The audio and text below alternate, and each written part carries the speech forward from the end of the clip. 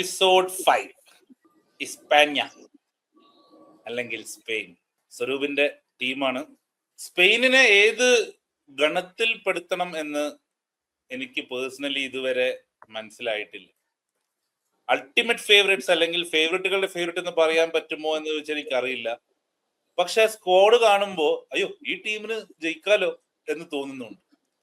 ഈ ചർച്ചയിലൂടെ നമ്മൾ ശരിക്കും അനലൈസ് ചെയ്യാൻ പോകുന്നത് ഇതിൽ ഏതാണ് സ്പെയിൻ എന്ന് ഈ ചർച്ചയ്ക്ക് അവസാനത്തിൽ നമുക്ക് മനസ്സിലാവുമെന്ന് തോന്നാം. കാരണം ഒരു സ്പെയിൻ ഫാനോട് സംസാരിക്കുമ്പോൾ നമുക്ക് അറിയാത്ത സ്ക്വാഡിനെ കുറിച്ചുള്ള പല കാര്യങ്ങളും അവർക്ക് കുറച്ചും കൂടി വ്യക്തമായ ധാരണ ഉണ്ടാവും. ഫിറ്റ്നസിന്റെ കാര്യത്തിലാണെങ്കിലും ടെക്നിക്കലായ കാര്യത്തിലാണെങ്കിലും. ഞാൻ ഈ പോഡ്കാസ്റ്റിന് മുമ്പ് സ്വരൂപിനോട് ചോദിച്ചു, ഈ സ്പെയിനിന്റെ കോച്ച് പുള്ളിയെ കുറിച്ച് നമ്മൾ അധികം സംസാരിച്ച് കണ്ടിട്ടില്ലല്ലോ. എസ്പെഷ്യലി ഒരു സ്പാനിഷ് കോച്ച് എന്ന് പറയുമ്പോൾ പൊതുവെ എപ്പോഴും മറ്റ് ഇപ്പോ പ്രീമിയർ ലീഗ് ക്ലബ്സ് ആയിട്ടോ അല്ലെങ്കിൽ മറ്റ് ക്ലബ്സ് ആയിട്ടൊക്കെ ലിങ്കോ അല്ലെങ്കിൽ എന്തെങ്കിലും വേൾഡ് കപ്പ് കഴിഞ്ഞാൽ വരും എന്നൊക്കെ ഉണ്ടാവും. പക്ഷെ ലൂയിസ് ലഫന്റ്റെ ആരും അങ്ങനെ മെല്ലെ ഒരു പ്രശ്നമൊന്നും ഇല്ലാണ്ട് പുള്ളി പോകുന്നുണ്ട്. എസ്പെഷ്യലി സ്പെയിനിന്റെ ഒരു കോച്ചിങ് കൾച്ചർ. ലൂയിസ് അരഗണേസ് നമ്മുടെ ജനറേഷൻ തൊട്ട് വിസന്റെ ഡെൽ ബോസ്കെ ഒക്കെ കോച്ചായ സ്പെയിനിനെ വളരെ ലോക്കി ആയിട്ട്, എന്നാൽ യൂറോ ജയിച്ചുകൊണ്ട് ആ ജയിച്ച ടീമിനെ കുറിച്ചും ഇപ്പം പൊതുവെ യൂറോ ജയിച്ച ഒരു ടീമിനെ അടുത്ത വേൾഡ് കപ്പിലെ ആബ്സല്യൂട്ട് ഫേവറേറ്റ്സ് ആയിട്ട് പറയാം. അതായത് അവര് തന്നെ. പക്ഷെ അവിടെയും ഒരു അണ്ടർ റേറ്റഡ് ഒരു സോഫ്റ്റ് ഫേവറേറ്റ്സ് എന്നൊക്കെ രീതിയിലാണ് സ്പെയിൻ പോകുന്നത്. സ്പെയിനെ കുറിച്ച് നമുക്ക് കൂടുതൽ അറിയാം. ആദ്യത്തെ റിയാക്ഷൻ എന്താണ്, എക്സ്പെക്ടേഷൻ അല്ലെങ്കിൽ എന്ത് തോന്നുന്നു വേൾഡ് കപ്പിലേക്ക് പോകുമ്പോൾ സ്വരൂപിന് സ്പെയിനിന്റെ? കഴിഞ്ഞ യൂറോ ചാമ്പ്യൻസ് എന്ന് പറയുമ്പോ അത് എന്തുകൊണ്ട് ഈ വേൾഡ് കപ്പിൽ വരുമ്പോ എന്തുകൊണ്ട് മീൻസ് എന്താ എല്ലാരും അങ്ങനെ പറയാത്തേന്നുള്ളൊരു ഇത് ക്വസ്റ്റ്യൻ. അത് ശരിയാണ്, കറക്റ്റ്. അതില് ഒരു മെയിൻ ആയിട്ടുള്ള കേസ് എന്താന്ന് വെച്ച് കഴിഞ്ഞാൽ ആ യൂറോയിലെ ഏറ്റവും ഇമ്പോർട്ടന്റ് പ്ലെയർ എന്ന് പറഞ്ഞു കഴിഞ്ഞാൽ റോഡ്രി ആയിരുന്നു അതിന്റെ കോർ. ബട്ട് നിങ്ങൾക്ക് എല്ലാവർക്കും അറിയാം റോഡ്രി അത് കഴിഞ്ഞ് പിന്നെ റോഡ്രിയുടെ ഫുട്ബോൾ ലൈഫ് എങ്ങനെയാ പോയെന്നുള്ളത്. ഇഞ്ചുറീസ്, കോൺഫിഡൻസ് ഇഷ്യൂസ്, മീൻസ് കളിക്കുമ്പോ തന്നെ ഇഞ്ചുറി, ലോങ് ടൈം ഇഞ്ചുറി കഴിഞ്ഞിട്ട് നേരെ കളിക്കാൻ വരുമ്പോ അയാൾക്ക് അപ്പോഴും ഒരു കോൺഫിഡൻസ് ഉണ്ടായിരുന്നില്ല. ഇപ്പോ കുറച്ച് കളികൾ കളിച്ചിട്ടുണ്ട് ലീഗില്, കോൺഫിഡൻസ് കുറേശ്ശെ ബിൽഡ് ആയിട്ടുണ്ട്. ബട്ട് എന്നാൽ പോലും ആ പീക്ക് റോഡ്രി ഇപ്പോഴും വന്നിട്ടില്ല. ബട്ട് സ്റ്റിൽ ഇപ്പൊ ഈ സ്പെയിനെ അങ്ങനെ അണ്ടർ എസ്റ്റിമേറ്റ് ചെയ്യേണ്ട കാര്യമൊന്നുമില്ല. കാരണം അതിൽ ഒരുപാട് പ്ലേയേഴ്സ്, നല്ല പ്ലേയേഴ്സ് ഉണ്ട്. മിഡ്ഫീൽഡ് കവറപ്പ് ചെയ്ത് കളിക്കാനായിട്ടുള്ള ഒരുപാട് പ്ലേയേഴ്സ് ഉണ്ട്. റോഡ്രി ഇല്ലെങ്കിലും സുബിമെൻഡി ആഴ്സണലിന്റെ കൂടെ നല്ലൊരു സീസൺ ആയിരുന്നു. അതേപോലെ പെഡ്രിയൊക്കെ നല്ല യങ്സ്റ്റേഴ്സ് ആണ്. പിന്നെ ശരിക്ക് ഈ കോച്ചിന്റെ കാര്യത്തിൽ പറയുകയാണെങ്കിൽ ഞാൻ വിസന്റെ ഡെൽ ബോസ്കോന്റെ ആ പൊസഷൻ കൺട്രോളിലുള്ള കാലം കഴിഞ്ഞു കഴിഞ്ഞിട്ട് തിരിച്ചൊരു അറ്റാക്കിംഗ് മീൻസ് പേസി അറ്റാക്ക് എന്ന് പറയുന്ന ഒരു സംഭവം വന്നേക്കണത് തിരിച്ചു കൊണ്ടുവന്നു സ്പെയിനിലേക്ക്. അത് നല്ല എന്റർടൈനിങ് ആണ്. നമുക്ക് കാണാം എന്താ ഉണ്ടാവുക. സ്പെയിനെ സംബന്ധിച്ചോളം സ്പെയിൻ ഇപ്പൊ ഏതൊരു വേൾഡ് കപ്പ് വന്നാലും, ഒന്നാമത് വേൾഡ് കപ്പ് എന്ന് പറയുമ്പോൾ തന്നെ എല്ലാവരുടെ മനസ്സിൽ ആദ്യം വരുന്നത് അർജന്റീന, അത് ഒരുപോലെ അർജന്റീനയും ബ്രസീലും ആണ്. അപ്പം ആ ഒരു യൂറോപ്യൻ ടീമിന് ഒരു ഫാൻ പവർ അല്ലെങ്കിൽ ഫാൻ പുൾ ഇല്ല comparatively when we speak about world cups. പക്ഷെ ഒരു ടീമിനെ വെച്ച് നോക്കുകയാണെങ്കിൽ, ആസ് എ ടീം നോക്കുകയാണെങ്കിൽ പോലും സൂപ്പർ സ്റ്റാർസ് എന്ന് പറയാനില്ല. യമാൽ ഉണ്ട്. Yamal still A great player. ഇപ്പോഴും 18-19 വയസ്സായിട്ടുള്ളൂ. പക്ഷേ ആ പീക്ക് കഴിഞ്ഞു എന്നുള്ള ഫീൽ വരുന്നുണ്ട്. അത് ഹൈപ്പ് കഴിഞ്ഞു എന്നുള്ളത്. ഒറ്റ ഒരു സാരം, ഇത്തവണ മെസ്സിക്ക് ശേഷം യമാലാണോ ടാർഗറ്റ്? അല്ല, ഫാൻസ് ഒന്നടങ്കം വരുമ്പോ അല്ല, യമാലിനെ സംബന്ധിച്ചോളം Yamal is going to be the focal point ടീമിന്. കാരണം ആ സ്പെയിൻ ടീം എന്ന് പറയുമ്പോൾ അവർക്കൊരു സ്ട്രൈക്കർ ഇല്ല. നമ്മൾ ഇതിന് മുന്നേയും സ്പെയിൻ വേൾഡ് കപ്പ് അടിച്ച സമയം, വേൾഡ് കപ്പ് ആയിരുന്നു യൂറോ കപ്പ് ആയിരുന്നു 10-12 ഒരു സ്ട്രൈക്കർ പോലും ഇല്ലാണ്ട് അവര് ഫോൾസ് നയൻ വെച്ചിട്ട് വൈറ്റ് ഫോർവേഡ്സ് ഗോളി കളിപ്പിച്ച് അന്ന് മിഡ്ഫീൽഡേഴ്സ് ആയിരുന്നു കൂടുതലും, വൈറ്റ് ഫോർവേഡ്സ് അത്ര എത്തിയിട്ടില്ല ആ ഏറയിലേക്ക്. സോ അത് വെച്ച് നോക്കുമ്പം ഇപ്പം ലെമീൻ ആയിരിക്കും അവരുടെ ഗോ ടു പോയിന്റ്, ഒരു ഫ്രാൻസിന്റെ എംബാപ്പെ ഈക്വലന്റ്. പക്ഷെ അതിൽ ഒരു കാര്യം എന്ന് വെച്ചാൽ ഇവന്റെ ആ സ്റ്റിൽ 19 വയസ്സുകളുണ്ട്, ഫ്യൂച്ചർ കഴിഞ്ഞെന്ന് ഞാൻ പറയുന്നില്ല. പക്ഷെ ആ ഒരു പീക്ക് ഉണ്ടല്ലോ സോഷ്യൽ മീഡിയയിൽ ഇങ്ങനെ എന്താ പറയാ ഹൈപ്പ് ചെയ്ത് മേലൊക്കെ എത്തുന്നുള്ളത്, അത് കഴിഞ്ഞ് ഒന്ന് തണുത്ത് നിൽക്കുന്ന സമയമാണ് ഇപ്പൊ. അതുകൊണ്ട് പിന്നെ റോഡ്രിയുടെ ACL ശേഷമുള്ള ഫോംസ് അതൊക്കെ കൂട്ടി വായിച്ചിട്ടാണ് സ്പെയിൻ ഫേവറേറ്റ്സ് ആണ് എന്നാരും ഉറപ്പിച്ച് പറയാത്തത്. അവർക്കുള്ള ഞാൻ കാണുന്ന സ്പെയിനിൽ ഒരു അഡ്വാൻറ്റേജ് എന്ന് വെച്ചാൽ ഈ കോച്ച് അണ്ടർ 19 മുതൽ സ്പെയിനിന്റെ കോച്ചാണ്. അതായത് അണ്ടർ 19 ആയിരുന്നു, അണ്ടർ 18 ആയിരുന്നു, പിന്നെ അണ്ടർ 19 എങ്ങാനായി, പിന്നെ അണ്ടർ 23 ആയി, പിന്നെ സീനിയർ കോച്ചായി. ആ ചെറിയ എന്താ പറയാ പ്രായം മുതൽ കളിപ്പിച്ച് ശീലമുള്ള ആ ഒരു യങ് സ്ക്വാഡാണ് ഇപ്പം സീനിയർ പ്ലേയേഴ്സ് എന്ന് പറഞ്ഞു വരുന്നത്. സോ ഒരു കണ്ടിന്യൂവേഷൻ ഉണ്ട്. അയാൾക്ക് അറിയാം ഓക്കെ യങ് സ്ക്വാഡ്സ് എങ്ങനെയാണ് കളിക്കുക. അല്ലെങ്കിൽ ഇപ്പം എനിക്ക് സുദീപിനോട് ചോദിക്കാനുള്ളത്, അതായത് സ്വരൂപിനും സുദീപ് കഴിഞ്ഞിട്ട് വേണമെങ്കിൽ വരാം, ഓബിനും വരാം. അതായത് സ്പെയിനിന്റെ ഓബിൻ പറഞ്ഞ പോയിന്റ്, സൂപ്പർ സ്റ്റാർസ് എന്ന റൈറ്റിൽ നമുക്ക് യമാലേ ഉള്ളൂ പറയാൻ. ഒരു ഐക്കോണിക് പ്ലെയർ ആയി വരുന്നു, ആയിന്ന് വേണം പറയാൻ. Obviously Rodri is A super star, അതൊരു ഫുട്ബോളിംഗ് സൂപ്പർ സ്റ്റാർ. അതായത് ഫുട്ബോൾ കാണുന്നവരുടെ ഒരു DM-ന്റെ ക്വാളിറ്റീസ് മനസ്സിലാക്കുന്നത്, ഫുട്ബോളിനെ സ്നേഹിക്കുന്നവരും അത്രയും അഗാധമായി കളിയെ മനസ്സിലാക്കുന്നതാണ്. പക്ഷെ യമാൽ എന്ന് പറയുന്ന എല്ലാ ചെറിയ കുട്ടികൾക്ക് വരെ യമാലിന്റെ ജേഴ്സി ഉണ്ട് ഇപ്പം ഇന്ത്യയിലാണെങ്കിലും വരെ. അപ്പം പക്ഷെ സ്പെയിനിന്റെ ഈ ഇൻസ്റ്റിറ്റ്യൂഷൻ ഉണ്ടല്ലോ, അതായത് അവര് ഈ ചാവി, ഇനിയസ്റ്റ, ടൊറേസ്, വില്ല, ഡേവിഡ് വിയ, ഈ ഒരു ജനറേഷൻ കഴിഞ്ഞ് ഒരു ഗ്യാപ്പ് വന്നു. പക്ഷെ ഈ യൂറോയിന്റെ വിജയം എന്ന് പറയുന്നത് ശരിക്കും ആ പുതിയ ബാച്ച്, അവരൊരു പുതിയ ബാച്ചിനെ കൊണ്ടുവന്നു, അതങ്ങ് ജയിച്ചു. അപ്പൊ അത് വീണ്ടും ആവർത്തിക്കാനുള്ള ചാൻസ് വളരെ അധികമല്ലേ. കാരണം അവരെ ടീം എടുത്ത് നോക്കിയാൽ പെഡ്രി, മെറീനോ, മെറീനോ പ്രായമായി, ബട്ട് യമാൽ, നമ്മുടെ ഗവി എനിക്കൊന്ന് ഇഞ്ചുറി ആയിരുന്നു തോന്നുന്നു ഒരുപാട്, അല്ലെ ഇപ്പം വരുന്നുള്ളൂ, നിക്കോ വില്യംസ്. അപ്പോ ഒരുപാട് പുതിയ പ്ലേയേഴ്സ് ഇങ്ങനെ ഒരു ബാച്ചായിട്ട് വന്നിട്ടുണ്ട്. അതായത് ഇവരായിരിക്കും ഇനി അടുത്ത 2 വേൾഡ് കപ്പ് വരെ ഇവര് കളിക്കും. ആ ഒരു കണ്ടിന്യൂറ്റി ഈ ഓബിൻ പറഞ്ഞ പോലെ ഈ കോച്ചും കൂടി വരുമ്പോ എന്താണ് സുദീപിനെ വേർ ഡു യു പ്ലേസ്?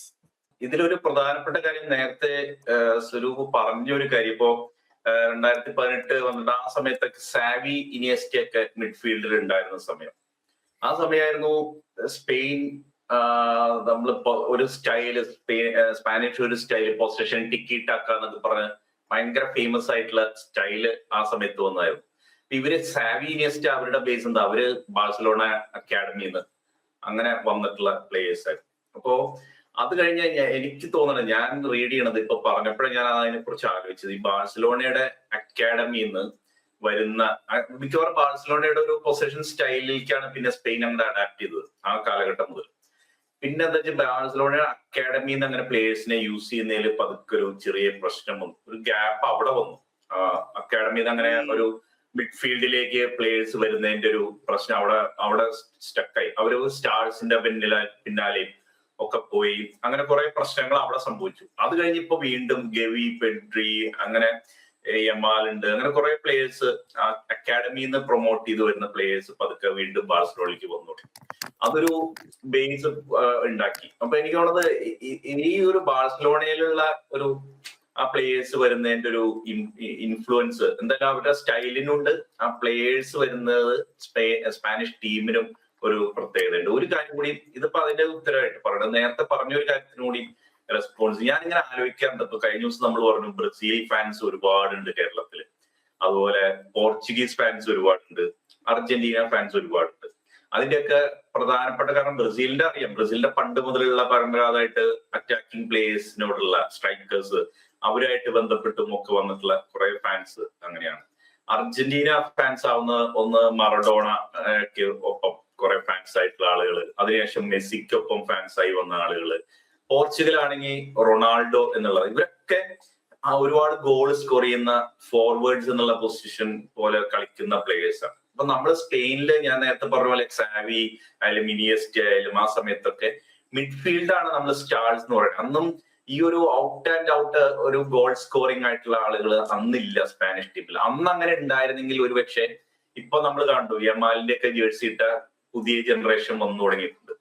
അന്ന് ഇതുപോലെ ഒരു അറ്റാക്കിംഗ്, ഇപ്പോ ബാഴ്സലോണയിലും മെസ്സി അവിടെ ആ പൊസിഷനിൽ വന്നു, അതിന് പകരം ഒരു സ്പാനിഷ് പ്ലെയർ ആയിരുന്നു ആ പൊസിഷനിൽ വന്നിരുന്നെങ്കിൽ ഈ ഫാൻസ് മുഴുവനും സ്പാനിഷ് ഫാൻസ് ആയിട്ട് മാറിയാണ്. ഇപ്പോഴും ഈ ഒരു അത് അങ്ങനെ വരാനുള്ള ഒരു സാധ്യത ഉണ്ടായിരുന്നു. ഇപ്പൊ അടുത്ത ജനറേഷൻ, ഇപ്പോ ഞാൻ ഒരു കമ്പാരിസൺ കൂടി പറഞ്ഞിട്ട് നിർത്താം. ഇപ്പോ മാഞ്ചസ്റ്റർ സിറ്റി ഒരു വ്യത്യാസം വന്നതിന് ശേഷമാണല്ലോ പുതിയ ജനറേഷൻ. ഇപ്പൊ ഒരുപാട് മാഞ്ചസ്റ്റർ സിറ്റി ഫാൻസ് ഉണ്ട്, കുറെ അറ്റാക്കിംഗ് പ്ലേയേഴ്സ് അവിടെ വന്നതിന് ശേഷം അങ്ങനെ ഫാൻസ് ആയിട്ട് വന്ന ആളുകളുണ്ട്. ഇതുപോലെ തന്നെ സ്പെയിനിന്റെ ഞാൻ കാണുന്നത് അടുത്തൊരു 10 വർഷം കഴിയുമ്പോ ഈ ബ്രസീൽ, അർജന്റീന, പോർച്ചുഗൽ ചിലപ്പോ താഴെ പോയിന്നും വരാം, പക്ഷെ ഒരുപാട് സ്പാനിഷ് ഫാൻസിന്റെ ഒരു കാണാനുള്ള ഒരു ചാൻസ് ഞാൻ കാണുന്നുണ്ട്. ഞാൻ പറയാം. ഇപ്പോ സ്ട്രൈക്കേഴ്സിന്റെ കാര്യം പറഞ്ഞു. ഞാൻ സ്പെയിനിനെ സപ്പോർട്ട് ചെയ്ത് തുടങ്ങിയത് റൗൾ ഗോൺസാലസിന്റെ കാലത്താണ്. Okay, Raul Gonzalez, David Villa, Fernando Torres, ഒരുപാട് സ്ട്രൈക്കേഴ്സ് സ്പെയിനിൽ ഉണ്ടായിട്ടുണ്ട്. നല്ല വേൾഡ് ടാലന്റഡ് എലൈറ്റ് സ്ട്രൈക്കേഴ്സ് തന്നെയായിരുന്നു. ബട്ട് അതല്ല ഞാൻ പറയാനുള്ളത്. ഇപ്പോ സ്പെയിനിന്റെ സ്റ്റൈൽ എന്ന് പറഞ്ഞു കഴിഞ്ഞാൽ ആക്ച്വലി വിസന്റ് ഡെൽ ബോസ്കോയുടെ മുമ്പത്തെയും വിസന്റോ ഡെൽ ബോസ്കോയുടെ കാലവും അത് കഴിഞ്ഞിട്ടുള്ള അറിയാം. അങ്ങനെ മൂന്നായിട്ട് ഞാൻ ഡിവൈഡ് ചെയ്ത് പറയാം. ബിഫോർ വിസന്റോ ഡെൽ ബോസ്കോ, അറഗോണസ് ഉണ്ടായിരുന്ന കാലത്ത് എന്ന് പറഞ്ഞു കഴിഞ്ഞാൽ എന്താ അറ്റാക്കിംഗ് മീൻസ് എന്താ പറയാ ടിക്കിടാക്ക എന്ന് പറയുമ്പോ ഈ പറയുന്ന വിസന്റോ ഡെൽ ബോസ്കോയുടെ ടിക്കിടാക്ക അല്ല, പേസ് ഉള്ള അറ്റാക്കിംഗ് ക്രിയേറ്റ് ചെയ്യണ, ഒരുപാട് ക്രിയേറ്റ് ചെയ്യണ, ഈവൻ കൗണ്ടർ അറ്റാക്സും വരണ, ജയിക്കാം കളി തോക്കാം, but it will be entertaining. അങ്ങനെ ഒരു കളി കണ്ട് വളർന്നാണ് ഞാൻ.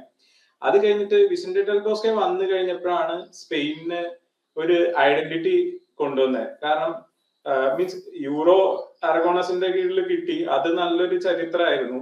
അത് കഴിഞ്ഞിട്ട് വേൾഡ് കപ്പ് ഫസ്റ്റ് വിൻ ചെയ്യണത് അത് വിസന്റോ ഡെൽ ബോസ്കോയുടെ അണ്ടറിലാണ്. അതെന്ന് പറഞ്ഞു കഴിഞ്ഞാൽ ആ സ്റ്റൈലേ മാറി, സ്പെയിന്റെ സ്റ്റൈലേ മാറി. പൊസിഷൻ കൺട്രോൾ എന്ന് പറഞ്ഞു കഴിഞ്ഞാൽ ഒരു 80-85% പൊസിഷൻ വെച്ചിട്ട് ഒറ്റ ചാൻസ്, ഭയങ്കര സ്ലോ ആയിട്ടുള്ള ഒരു ടിക്കിടാക്ക ഫുട്ബോൾ കളിച്ച് ഒറ്റ ചാൻസ് ഉണ്ടാക്കും. 90 മിനിറ്റ്സിന്റെ ഉള്ളിൽ 85% പൊസിഷൻ വെച്ച് ഒറ്റ ചാൻസ് ഉണ്ടാക്കി അത് ഗോളാക്കി ജയിപ്പിച്ച് ഫസ്റ്റ് വേൾഡ് കപ്പ് വിൻ ചെയ്തു. യെസ്, അത് കഴിഞ്ഞിട്ട് ആ ടീമിന് അതേ സ്റ്റൈല് ചെയ്യേണ്ട കാര്യമില്ല. കാരണം എന്താന്ന് വെച്ച് കഴിഞ്ഞാൽ ഇത്തിരി കൂടി അവർക്ക് ആധിപത്യം കിട്ടിക്കഴിഞ്ഞു കഴിഞ്ഞാൽ പിന്നെ അവർക്ക് അത് ഇത്തിരി കൂടി മുമ്പിലേക്ക് കൊണ്ടുപോകായിരുന്നു.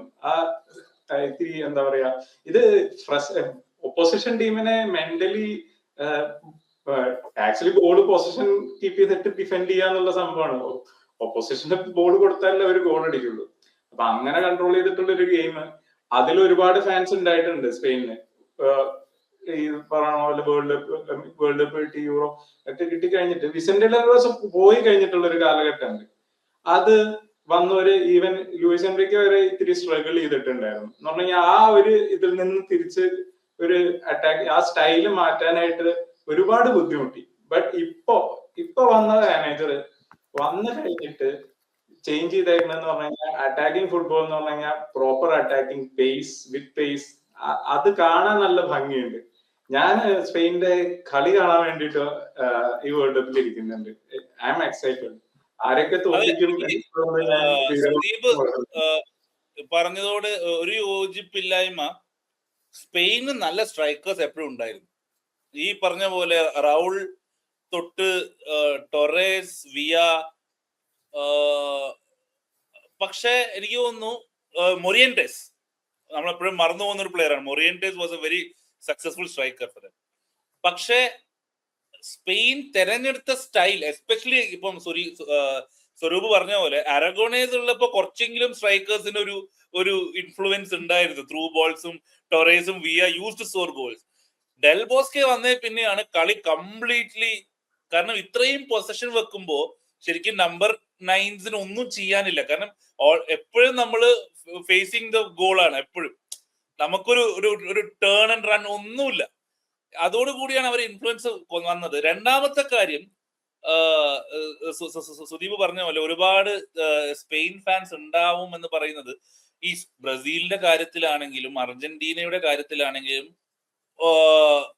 ഇംഗ്ലണ്ട് ഒഴികെ മറ്റെല്ലാ ടീമുകൾക്കും ഫാൻസ് വരാൻ കാരണം അവര് ജയിച്ചു എന്നുള്ളതുകൊണ്ടാണ്. സ്പെയിനിന്റെ ഇപ്പം സ്വരൂപിനെ പോലെ ഒരു വിരലിലെണ്ണാവുന്ന അല്ലെങ്കിൽ ഒരു ബഞ്ച് ഓഫ് ആൾക്കാർ ഉണ്ടാവും സ്പെയിനിനെ വർഷങ്ങളായിട്ട് കാണുന്നതും റയൽ മെഡ്രിഡ് ബാർസലോണ വഴി സ്പെയിനിന്റെ ഫാൻസ് ആയവരും ഒക്കെ ഉണ്ടാവും.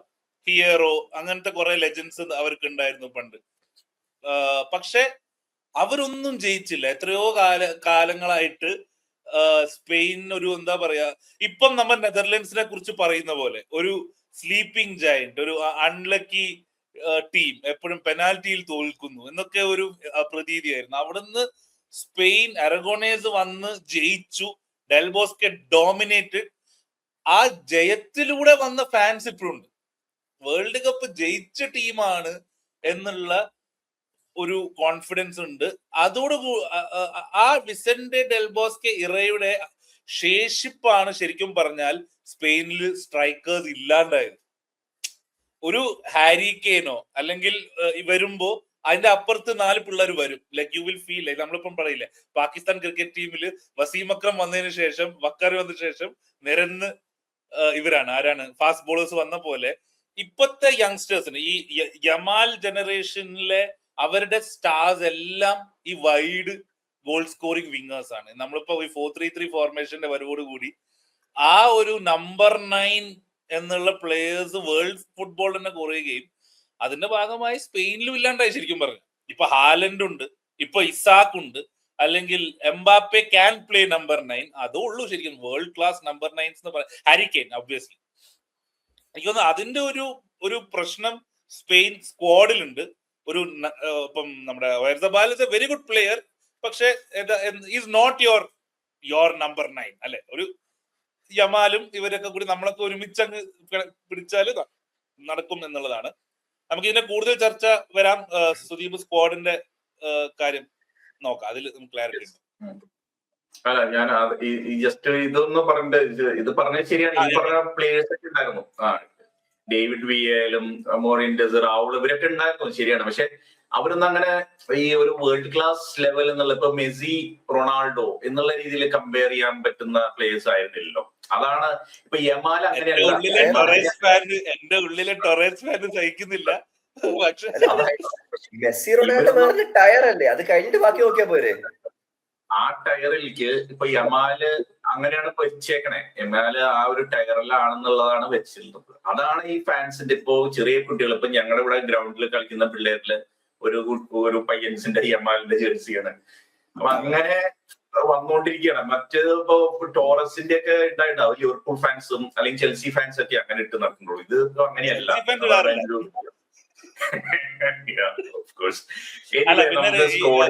പറഞ്ഞ പോയിന്റ് കറക്റ്റ്. എന്താ പറയുക, അതായത് സ്ട്രൈക്കേഴ്സിന്റെ കളി ആസ്വദിക്കാൻ ഒരു ഇന്നത്തെ ഫുട്ബോളിലെ പിള്ളേർക്ക് എത്രത്തോളം താല്പര്യമുണ്ട് എന്നുള്ളത് നമ്മൾ ശരിക്കും ശ്രദ്ധിക്കേണ്ട കാര്യമാണ്. കാരണം ഇപ്പൊ എല്ലാവർക്കും സല അല്ലെങ്കിൽ യമാല് വന്നു, പിന്നെ വൈഡ് ഫോർവേഡ്സിന്റെ കാലഘട്ടമാണ്.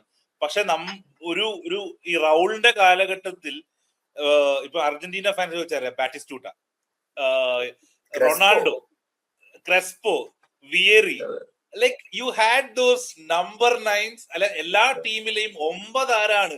അതായത് ഞങ്ങള് പണ്ട് കോഴിക്കോട് ഇപ്പോഴും ഉണ്ടെന്ന് തോന്നുന്നു, ഇൻഡോർ സ്റ്റേഡിയത്തില് വേൾഡ് കപ്പ് കാണാൻ പോകും. ഇൻഡോർ സ്റ്റേഡിയത്തില് സ്ക്രീൻ ഇടും, അവിടെ എല്ലാരും കൂടി വേൾഡ് കപ്പ് ഫ്രീ ആയിട്ട് കാണിക്കും. അപ്പോ കുറെ ഈ ബീച്ചിലൊക്കെ കാണുന്ന കളിക്കുന്ന കുറെ നമ്മുടെ ഏട്ടന്മാരും അമ്മാവന്മാരും ഇളയപ്പന്മാരൊക്കെ വരും. അപ്പോ അവർക്ക് ഈ പറയുന്ന പോലെ നമ്മൾ ഈ കാണുന്ന ക്ലബ് ഫുട്ബോൾ ഒന്നും കാണില്ല, വേൾഡ് കപ്പ് മാത്രമേ കാണുള്ളൂ. അപ്പൊ അവര് വന്ന് കളി കാണുമ്പോ എനിക്ക് ഇപ്പോഴും ഓർമ്മയുള്ള ഒരു സാധനം ഉണ്ട്, അതായത് ആ 9 ഏതാടാ എന്ന് അവര് കളി കണ്ടപ്പോ പറയും. അതായത് എനിക്ക് തോന്നുന്നു തുർക്കി വേഴ്സസ് സൗത്ത് കൊറിയ ആയിരുന്നു 2002 വേൾഡ് കപ്പിൽ. അപ്പൊ ഹാക്കൻ സൂക്കർ ആണെന്ന് തോന്നുന്നു ആ സമയത്ത്. ഹാക്കൻ സൂക്കർ, യാ. അപ്പൊ അവര് കണ്ടവിടെ ഇയാൾക്ക് ഇതിനെ കുറിച്ച് ഒന്നും അറിയില്ല, പക്ഷെ അവൻ പറഞ്ഞു ഓരോ 9 കൊള്ളാട്ടാ. ആ 9ന്റെ ഗ്ലാമർ ഇല്ലേ, അത് ശരിക്കും ഫുട്ബോളിൽ ഇന്ന് എനിക്ക് തോന്നുന്നു നഷ്ടപ്പെട്ടുകൊണ്ടിരിക്കുന്ന ഹാലൻഡും ഇസാക്കും, അല്ലെങ്കിൽ ഇന്റർനാഷണൽ ഫുട്ബോളിൽ ഇപ്പം ഐ കാൺ തിങ്ക് ഓഫ് ഇവൻ ഇപ്പൊ PSG ആണെങ്കിൽ പോലും ഒരു പ്യോർ 9 ഇല്ല. അവിടെയും ഈ ഡുവയും ഇവരും ഇപ്പൊ ഏറ്റവും നല്ല ടീം എന്ന് പറയുന്നത് ലെവൻഡോവ്സ്കി. ഓഫ് കോഴ്സ് ലെവൻഡോവ്സ്കിയാണ് നമ്മുടെ ജനറേഷനിലെ മറ്റൊരു കിടിലൻ നമ്പർ 9 എന്ന് പറയാനുള്ളത്.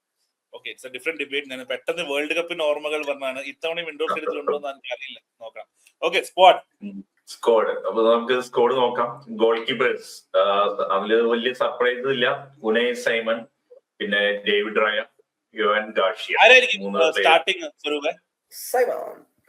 അതില് സംശയമൊന്നുമില്ല, സൈമൺ തന്നെ. എന്നാലും ചാമ്പ്യൻസ് ലീഗ് ഫൈനൽ വരെ എത്തിയ റായ, അതിലെന്താന്ന് വെച്ചാല് ഈ കോച്ചിനെ സംബന്ധിച്ചോളം ഉനൈ സൈമൺ അണ്ടർ 18 അണ്ടർ 19 മുതൽ ഈ ചങ്ങായിന്റെ കൂടെയാണ്.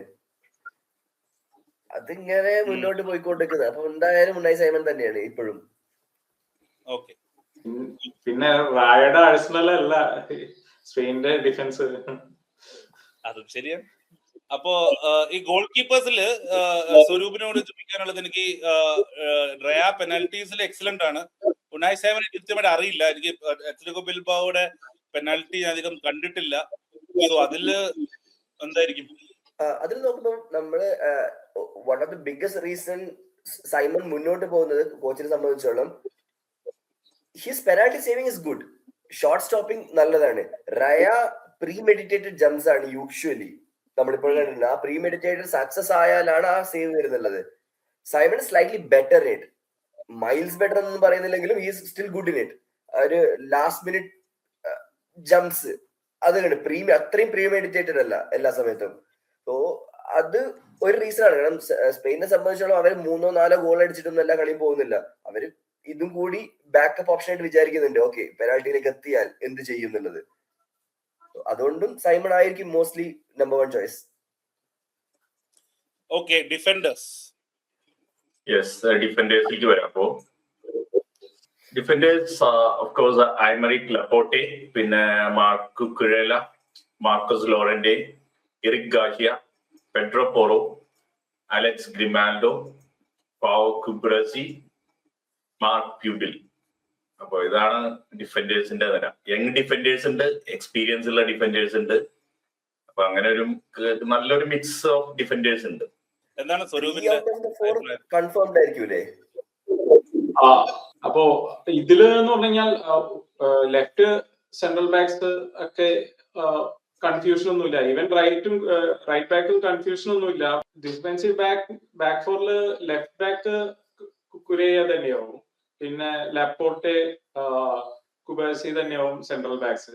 റൈറ്റില് എനിക്ക് പെഡ്രോ പോറോ ആവാൻ ചാൻസ്, ബട്ട് ലോറന്റെ അവനൊരു ബീസ്റ്റ് ആണ്, ഒരു അടിപൊളി പ്ലെയർ ആണ്. മീൻസ് ഒരുപാട് പേസി, മീൻസ് എന്താ പറയാ, എനർജി ഉള്ള പ്ലെയർ ആണ്. അപ്പൊ അവനും ഒരു ചാൻസ് കിട്ടാൻ എന്താ പറയാ, അയാളെ യൂസ് ചെയ്തിടാന്നില്ല. അവൻ നല്ല പ്ലെയർ ആണ്. ആരൊക്കെ ഡിഫെൻഡ് ചെയ്ത് കഴിഞ്ഞാലും ഏറ്റവും കൂടുതൽ സ്പെയിൻ ടീമിനെ സ്ട്രഗിൾ ചെയ്യാൻ പോണ ഇവര് 4 പേരാണ്.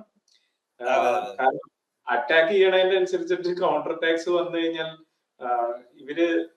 ഇവരതിന് റെഡി ആയിട്ട് ഇരിക്കേണ്ടി വരും. അപ്പൊ എനിക്ക്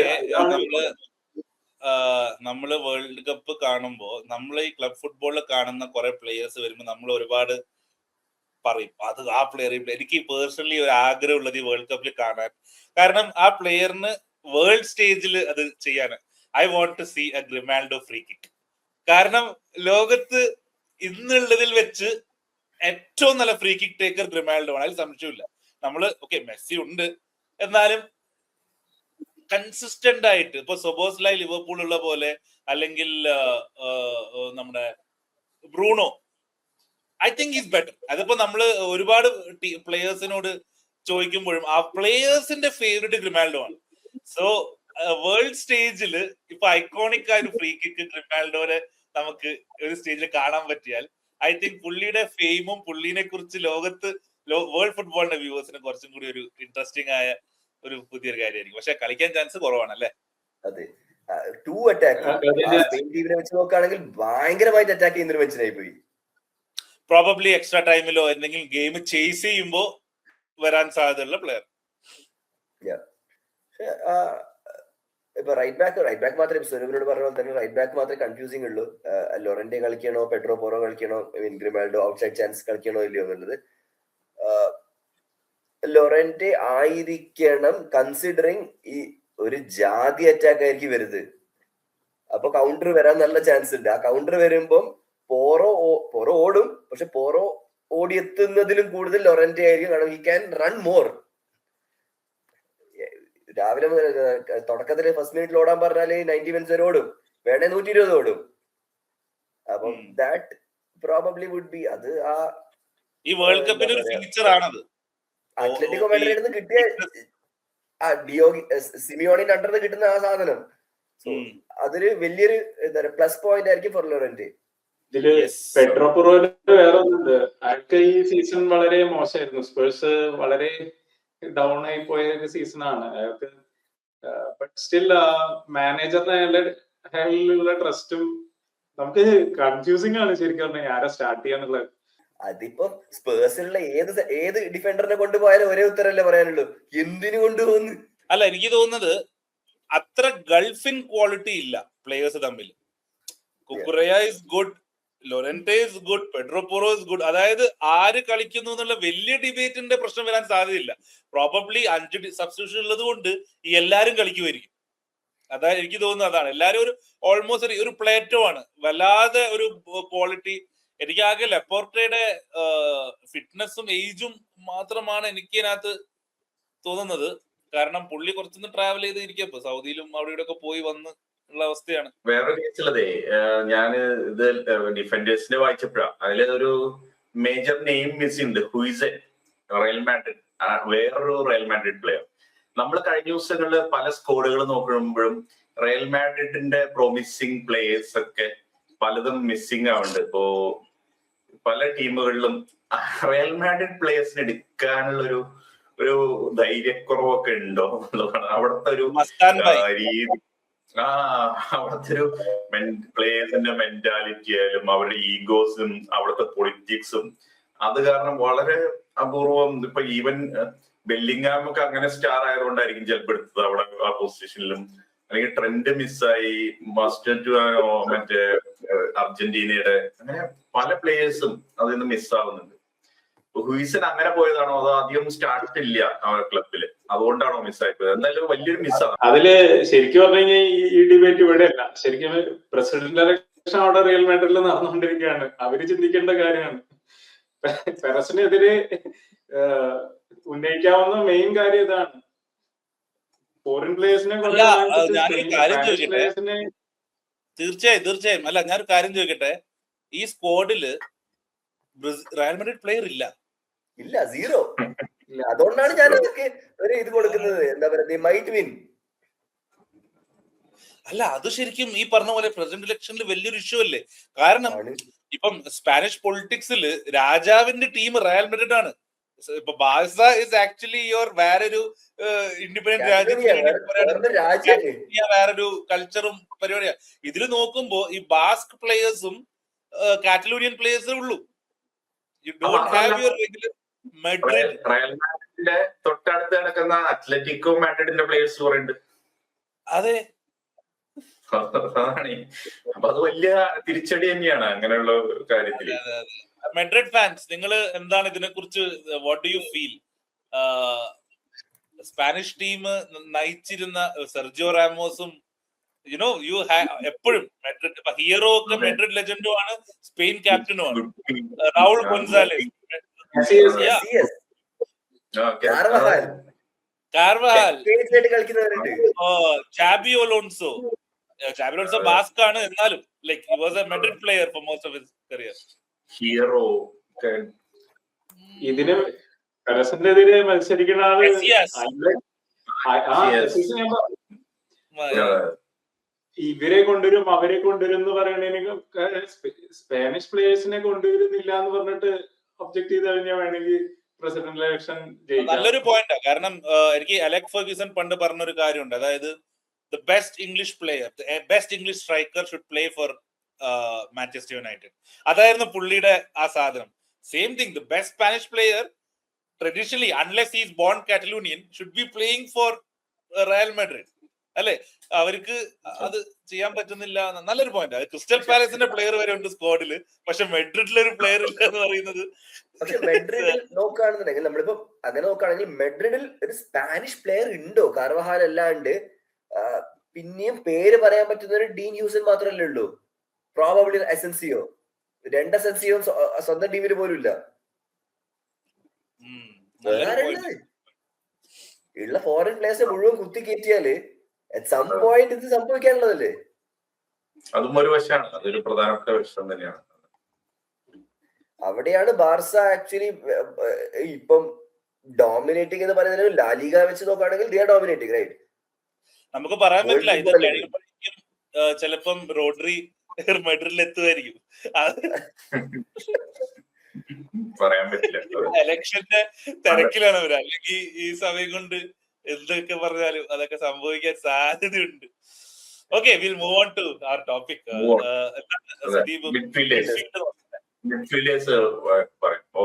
ഓഫ് കോഴ്സ് റോഡ്രി ഉണ്ട്, പിന്നെ PSG-യുടെ ഫാബിയൻ റൂയിസ്, ആർസണലിലെ മിക്കൽ മെറീനോ, ബാർസലോണയുടെ duo, midfield duo Pedri and Gavi, പിന്നെ മാർട്ടിൻ സുബ്മെൻഡി, അലക്സ് ബേന.